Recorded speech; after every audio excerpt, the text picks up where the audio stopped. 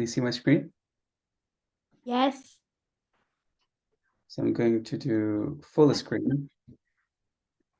Yeah, great. So you can all see my screen. That's great. So yes. So as Yvonne said, I'm deputy head of Cambridge School of Art. My remit really is around looking at the future. Yeah. Okay. Now it's coming. Yes. Yeah. The future of education around art and design, mainly looking at how we move art and design into 21st century. So that is looking at new technologies, new areas of how design can come into policy making, but also how it can come to more interactive interactions and experiences within cities. So today, what I'm going to share with you is how do we look at innovation through creativity? How do we innovate by actually applying creative ways or creative thinking as part of that. I think the projects, the project that you're all working on is amazing, and it does allow you to really experiment and play with things. But every time I do take a project, I always define what the project's asking me. So in this case, what is innovation, and also what is creativity? So innovation in its very simplest form, it is a process of creativity, inquiry, and action for introducing and implementing a new idea. So it really is about the process. How does your process from getting an idea all the way to actually delivering an idea, that process really determines your innovation. And also creativity is the ability to think in new ways. One is thinking in your head, but also applying your thinking to solve the problem. So that is making, so thinking and making both going together. This is my diagram. So this is part of my research I've been doing with Imperial College London and the Royal College of Art for a number of years around what really is innovation and how do we get to innovation. So there are two things. If you want to innovate something, you can do it by learning, or you can do it by intelligence. Learning, of course, is something you apply, and intelligence is something you can get from the outside. It could be data, it could be information from someone else telling you an idea, and you just take that idea and deliver it, or you actually come with an idea yourself. So I think what we're doing, or what you're doing, is to actually do it through learning, which is getting an idea.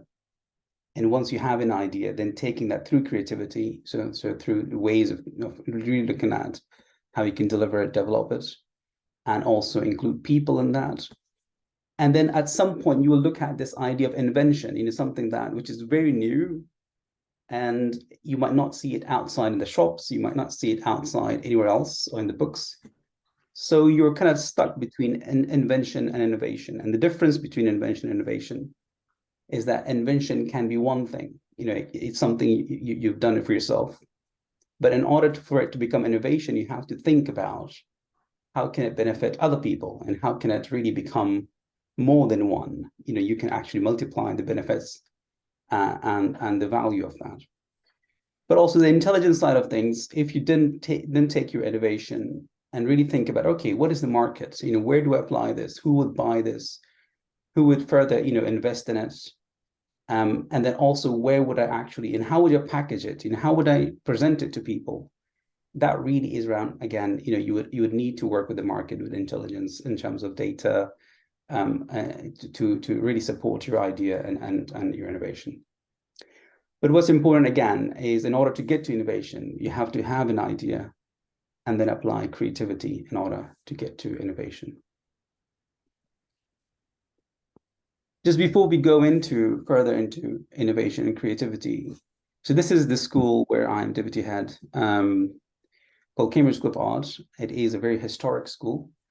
It's been going on for about 160 plus years, and it was created by someone called John Ruskin, who was a socialist, someone who, in the kind of early 20th century, someone who believed that art and design should not be always about money, that you always make things to sell things, but art and design should also be about, or creativity should be about, improving people's lives. how can you improve people's lives through creativity? So the Cambridge School of Art came out of that idea 160 plus years ago. And we kind of focus on this thing, what is our social purpose? What is our benefit as a school, as a community of 1,500 students within Cambridge, and how do we kind of increase that impact through creativity? And as Ishan and Yuvan mentioned, I'm also engaged in my own practice called XCrop. It's a research and innovation lab, newly based and created in Cambridge. So at the moment, of course, it is based at the Cambridge School of Art where I work. But this is kind of working directly with the governments in the UK, but also internationally. And these are some projects I've been working on. So, for example, from the future of food, how do we kind of look at food production when the world's population is going to grow and grow up to 9 or 10 billion, all the way to things like what happens when there's a catastrophe. How do we breathe fresher air? What kind of clothes would we need? All the way to things like, okay, how do we look at future of energy? How do we generate energy in a new, more efficient way? But also, how do we look at systems in cities, and how do we look at the idea of connecting people in the future? So all of these really is through creativity. So my background is design, and how do we apply that? So coming back to today's aim, what I'm going to share with you is how I've been applying my creative thinking or my approach to innovation. So I'll be kind of looking at, we'll use a project I did very early on, probably 11, 12 years ago now. This was kind of one of my very early projects called Qaf. Qaf means wash. And so it is kind of a case study for you to help you understand how can you use technology. So, technology being your idea, and also how can you use the arts, so that maybe, your creativity, to help engage others, to really kind of get people to participate in what you love to do.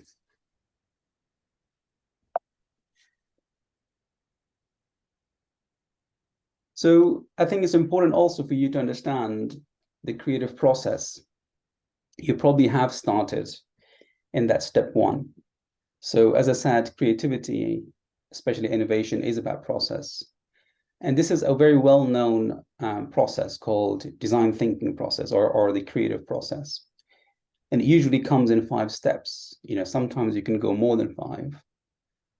But kind of universally, it is believed that these 5 steps will get you to a more, more valuable output. So empathizing is the first step, really questioning things, re-asking questions to yourself, asking questions, of people who are around you. And then the second step is about defining, what have you understood? What have you understood is the problem? And how do you define that problem? How do you make others understand what the problem is? The second and the third one is about ideation. How do you then, look at the problem, really observe it from every angle, and then really create ideas around that problem. Okay, there's a problem, how can I solve it? What could be a solution? What could be a number of solutions? Then really kind of going on to prototyping that idea, that solution, making it happen, testing it, or the idea of, making it out of cardboard, or drawing it, or making a small movie about it. And then really kind of testing that with the people, which is the final step. How do you get them again to feedback, to tell you what's actually, is it really working? Is it beneficial? Or is it going to be successful or not? So what I will be doing in the next few slides, I will take you through these steps as to how I would do it in my own practice or in my own work. So step one, identifying a specific problem by empathizing. So what we mean by empathizing. So as Isha said, you probably have, your project is about your hobby, for example, or something interest. But how do you get someone else to understand your interest? By actually empathizing with them, by understanding their feelings, and their way of life and their needs in order to understand, okay, what do they understand about your idea? On the right hand, I have given you a tool which you can apply as part of your project. It's called the 5 Whys method. So currently, for example, if you have a new project is about football, and so you want people to be, to be interested or get to know football, but the problem is maybe you find that certain type of person is not interested in your hobby. So that's you define that as your problem. You write that on the top of that tool and say, for example, my dad doesn't understand football, my dad doesn't like football. But then those following questions, why is it happening? Why this person or your dad doesn't like football? And then asking the same questions a number of times and answering that same questions a number of times. So what it means is that by really understanding how someone is not understanding your idea, or they don't have interest in what you like, you're making them think and reflect in order to allow you to do that. So empathizing is a very important step in the first stage of your idea. And how do we do that? So, for example, in this project, which is a washing system I invented about, as I said, 11, 12 years ago, it was then developed and sold to something called Unilever in Asia. So before I started the project, sometimes you might not come with an idea. Sometimes you have to find an idea, right? So usually the most interesting, the most successful innovation is the one where you find the idea rather than the idea coming to you. So how can we find ideas? So how I have kind of went about empathizing with, really finding what the problem is. So photography is a very important tool. Taking a camera, understanding how people live, how people do things.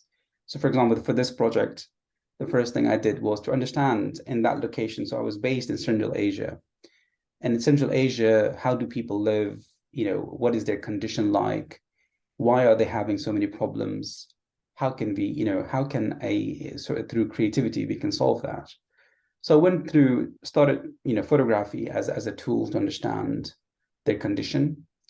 And then through photography, I came across the problem I was experiencing, the problem being with washing, and the problem being with the idea that washing does take so much water, but a lot of Central Asian countries don't have water. So how can creativity solve that? So before I went to solve the problem, I had to make myself really understand what the problem is. So breaking down the problem, okay, what do they do as part of washing? They have to bring water, they have to warm the water. They have, again, there's certain things that they don't have culturally or resourcefully. They have to consider those. And so they need to use a number of tools. Some people have those tools, some people don't have those tools. So the problem of washing actually expanded into a number of problems. So empathizing, again, the first step allows you to really understand what the overall problem is that actually you need to solve. And then, again, using that method of photography, that capturing, in a sense, you become, an investigator to really understand that. So seeing how people do things again, capturing those key moments, capturing what those tools are that they're using. And similarly, in your projects, if you're kind of looking at your hobby and you want someone to really get interested in your hobby, the first thing you do is why they don't understand their hobby. You have to understand their way of life. They might not be liking football or cricket because their life doesn't really center or roll around particular sports. So what could really help you understand that by photographing their way of life, photographing, what other cultures think about the same sport or same hobby. And also what's important as part of empathizing is that you're not just looking at one area or one type of person, you're actually expanding. You're looking at a community. So in this project, for example, I looked at a number of cities, a number of countries that have similar issues around water, around, the issues around, not having electricity or not having the ability to really kind of afford more advanced version, types of washing systems. And then again, what is available there? How people are doing those things, capturing those through visual kind of references. What this allows you, when you have a visual reference of a problem, then when you have that conversation with people, you can show them, you can refer to it, you can show them actually where the problem is. Because sometimes when we do things and there's a problem in our life, we don't realize it until someone shows it to us, right? So visualization is a very important step in allowing other people to understand what the problem can be. And then step 2, researching your problem and solution ideas by defining it. How do you research your problem or the problem you've identified? And how do you also research solution ideas? You have an idea, but how do you research that? How do you come to a good idea? You need to define it, explore it, what causes the problem and what's already available out there that's tackling the problem. So, what is really causing that problem to happen, but also what's out there that's currently people using or referring to or experiencing that's helping them to tackle that problem as a solution.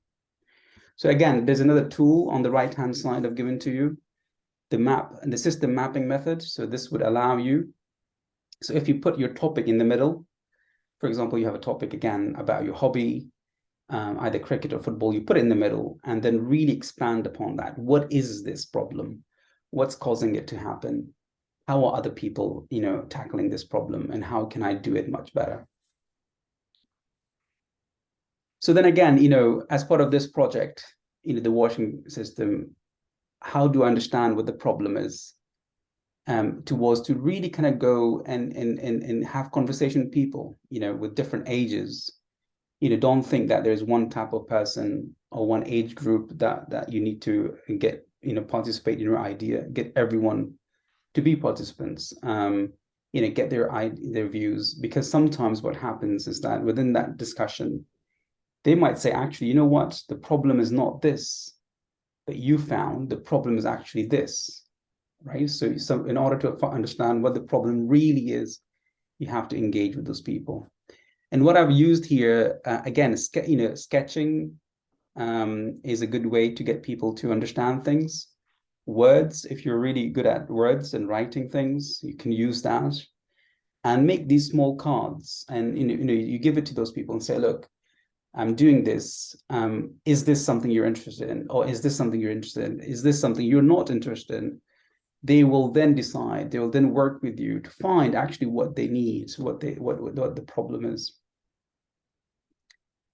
And also what's available there currently. So, these are some examples for the washing system, for example, I found as part of the project that are currently available in the market.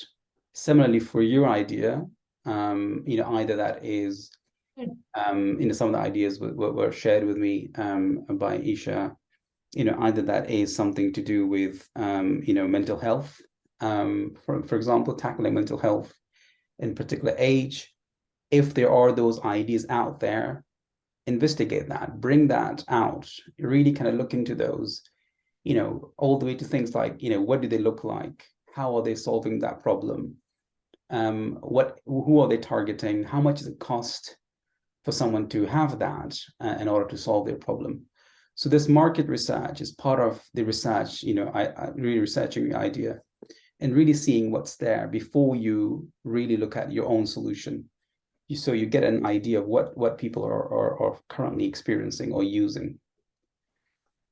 The third step is about you really kind of designing and creating solutions that would help people learn about your innovation by ideating. So ideating means that you have an idea, but you really need to build that idea into hundreds of ideas. Or that you have a particular idea, but you want to really kind of explore it in different ways. So by drawing, how do you ideate? By drawing and visualizing different versions of your solution. And then on the right hand, I've given you this tool called 10+10 method. And 10+10 methods really is about generating ideas. For example, usually it's good to work as a team because it allows you to build upon ideas. So I've given you a bit of key, a small key there on the right-hand side. So having a team to work on this idea is a medium priority. And then having some background context about the idea or the solution, of course, you will have an idea of the problem. That is important, but not so much because you have an idea now you can work with. Keeping time is very important. Keeping a set time to ideate. One idea, say for you spend 5 minutes on creating one idea. 10 minutes for 5 ideas, or half an hour for 10 ideas. So that's a medium priority. So making sure that you're capturing that. But what's really high is that, for example, your expected energy levels, you need to be really enthusiastic about the problem you're solving, and everyone working in that team having the same levels of energy. Talking, communicating is part of that energy level, really sharing as you're creating ideas. And then expected number of ideas, yes, very high priority that you should aim for, 10, 20, 30 variations of your idea rather than just one idea. And then quality, again, is a medium priority, not so much important, but as long as you can understand what your ideas are about, and how can you make someone else understand your idea. So this is an example of the kind of, I created about 520 something ideas for this particular project by really kind of sketching. You guys are probably, post-it notes. They're quite good tools. Get different colors. So what I do usually, I work with sketching and words. So writing and drawing coming together. So again, work with that, and you can also use the colors of the post-it notes differently in order for you to map your hundreds of different ideas. For example, purple I was using for particular words that I can refer to as part of the ideas. The green color I was using for more manual ideas, something that's not automatic or doesn't need high technology. And the yellow ones were kind of more high technology ideas. So when it comes to really understanding what kind of ideas, how many and which ones I would go for, then I can edit that and really kind of pick up those ideas out of the hundreds of different ideas. And then again, as part of your ideation is that you build the concept. So you have an idea, you visualized it, you found hundreds of different variations of it, but now is creating a narrative, a story. What is the story behind your idea? How can you make someone understand and believe in your idea? And that's where you start to look at the concept. And the concept is a mixture of things. For example, what is the material that this idea would be made out of? Is it digital? Is it physical? Is it something that can be made locally? Is it something that needs to be made internationally? Is it something that is relevant to a particular age group, or is it something that's relevant to everyone? Is it something that you can carry on and take with you everywhere, or is it something that you have to play or do at home? So concept and narrative allows you to do that. How would I use this? You would question yourself. How would I, package it, or how would I, where would I put it if I'm not using it? Is it, on the table? So again, the next stage of ideation is to kind of create that narrative, that story around the usability factors of your actual idea. The fourth step is about sharing your ideas, collecting feedback, and iterating your solution by prototyping, by making it. So up until now, we've been thinking about researching, and visualizing that research and creating ideas, by sketching or words. But now it's about making, but this is really about action. So again, part of prototyping is it's all about making and building your prototype or your idea. But before you start to make something, you also have to make some sort of decisions. what I've given you on the right hand is called the decision matrix method, where you look at a number of ideas you've come up with, but now you have to evaluate which one's simple and which one's more complex, which one's easy to build and make someone believe your idea, and which one would be very difficult for someone to get it, right? So if you're creating a particular idea, your hobby, which is related to you, but your participants needs to be people who are elderly, who are above 60-year-old people. You need to keep something very simple to them in order for them to understand either that is the language of your idea, the actual story, the narrative of your idea, or the way you design it, the way you make it. So this decision matrix allows you to choose by really simply planning and mapping the complexity or simplicity of your idea. So you would just put in, okay, I have this idea. Is it more simple, more complex? Here, is it more simple, complex here? And then you can see the map and then pick up the one that you think you can really deliver. You can really make it now as a prototype to test it. So of course, I've throughout my kind of practice, I use a number of ways of prototyping. So the image on the left-hand side is cardboard. It's very basic form, cardboard being things that we shop with, those boxes, but I've cut it and shaped it based on the way I want it to look like. So you can really cut things, make things, join things up. And all that was all done by hand. And of course you're sketching and making at the same time. Sometimes before you make something, you have to make yourself understand how to make it. So you would draw it in different ways, and then you would measure it, and then you would make it. And then kind of on the right-hand side is a bit more kind of things around, okay, what would this thing look like on a computer? In a 3D version of this. So I started to experiment, and also there are complex technologies inside this washing system, which was about pressure. How can you clean clothes by pressure rather than water? So how can I get that technology within the shape that I want? How can I package it all together? So this design and creativity also allows you to do that. And also it was about people. So prototyping allows you to think about the size, the weight, how would someone hold this thing? How would someone push this thing? How would someone, park this thing? How would someone, use it on a daily basis? So prototyping allows you to do this.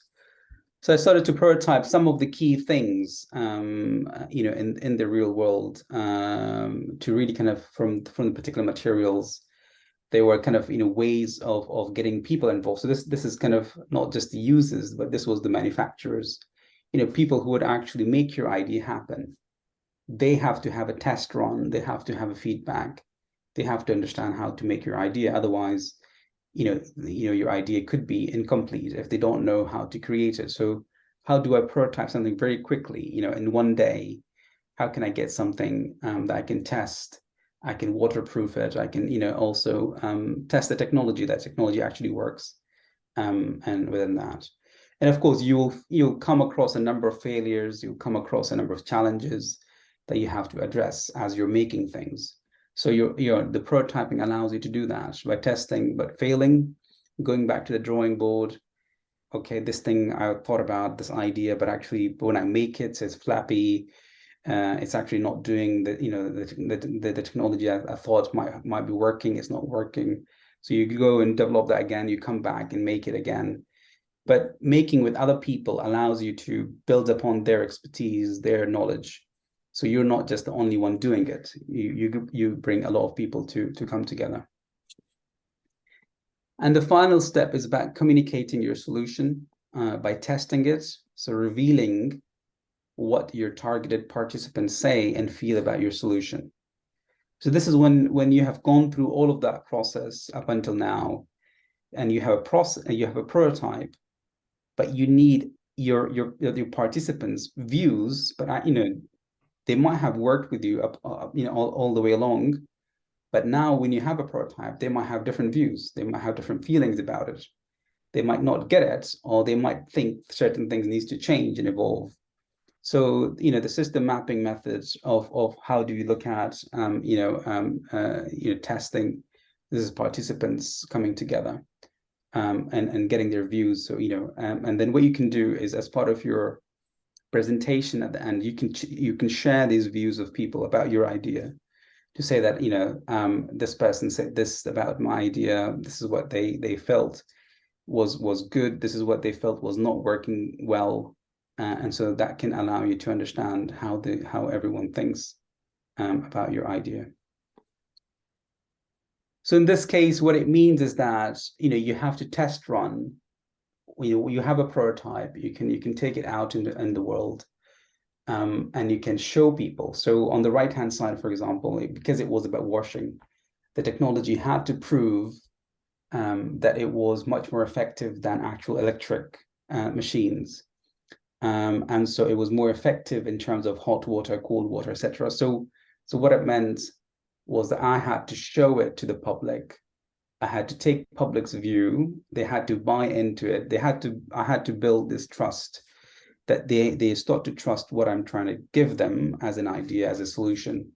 But they also had to see it as something that's really working.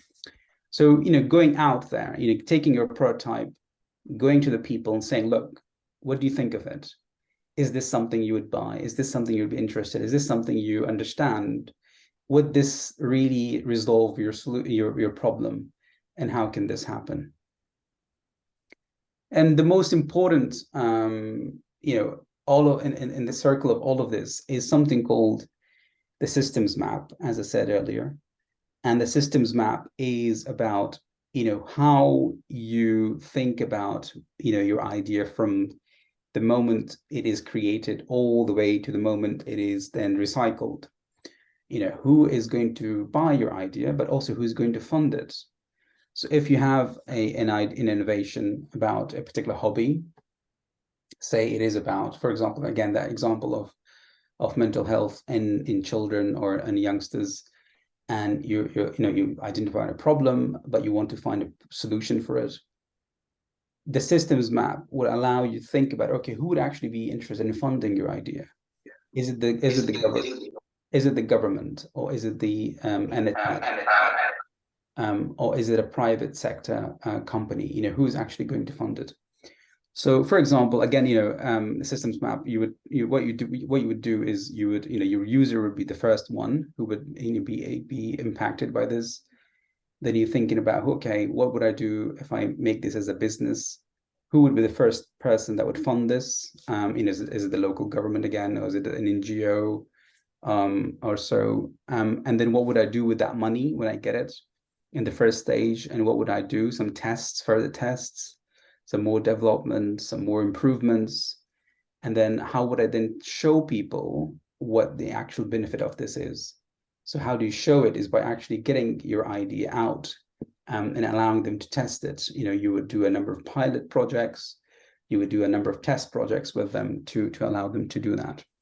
But it is important that you, as you're building your idea, you also think about who's actually going to fund it, who's going to benefit from it, and how this would become a kind of sustainable idea, not just something that you are interested in, but also how everyone else is really interested in that idea.